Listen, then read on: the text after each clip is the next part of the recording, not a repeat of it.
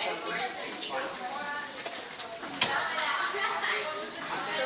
what advice can you give for our aspiring typographer? Okay, advice. First thing is you always go back to the basic. What have you learned from the typography class? Okay, the proportioning of the typeface, as well as be creative and passionate with what you are doing. For you to come up with a new design of typeface. Thank you, sir. You're noisy. Okay? So, in the video, we have seen that our expert told us to always go back to the basic and always remember what we have learned in our class. Also, we must be creative and passionate about our work so that they will be more beautiful and presentable.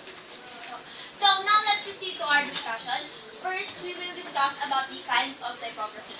So, there are so many types of typefaces, but there are only two common and basic types. So, the first one is the serif. The serif typefaces have these decorative tails on them, and the strokes of the letters have thicker and thinner parts on them. The most popular font of serif is our Times New Roman, Helvetica, and Bodini. It is mostly seen on newspapers. So, the next one is the sans serifs. The sans serifs doesn't have any decorative tails on them, and the strokes of these letters are uniform. If the letter is thick, then all the strokes are thick, and vice versa. The most popular font of sans serif is Arial and Comic Sans. And it is mostly seen on on-screen websites. So now let's call on Mr. Tejada and Ms. Salvo to discuss about the materials used in typography. So, these are the materials you need in typography.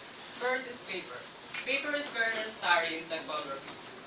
If you don't have paper, you can't create your letterings or your design. Next slide. Next is pencil.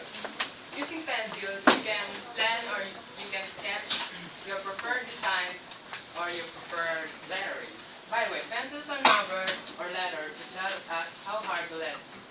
The higher the number, the harder the letter. And the lighter the mark is 7/8 violent or with this way, which is 9/8 is the lighter and 9/8 is the darker. Next is eraser. Using eraser, you can instantly erase your mistakes when you are using pencils.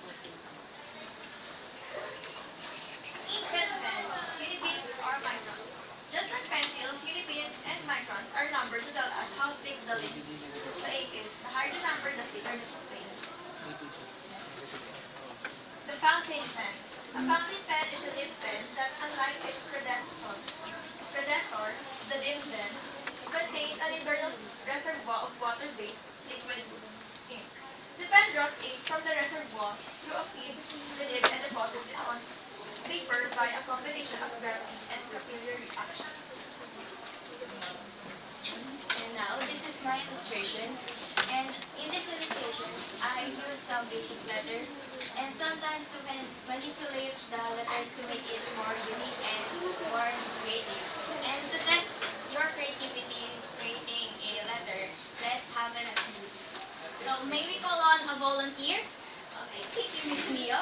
So we would like you to design your favorite letter and make your own typography. So your time is up. Can we see your work? Thank you very much. So this is her work.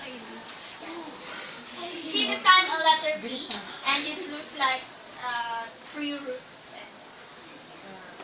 Thank you for volunteering. So before we end our type training program, we would like to show you a sample of our own group name. Okay? This is made by him, Mr.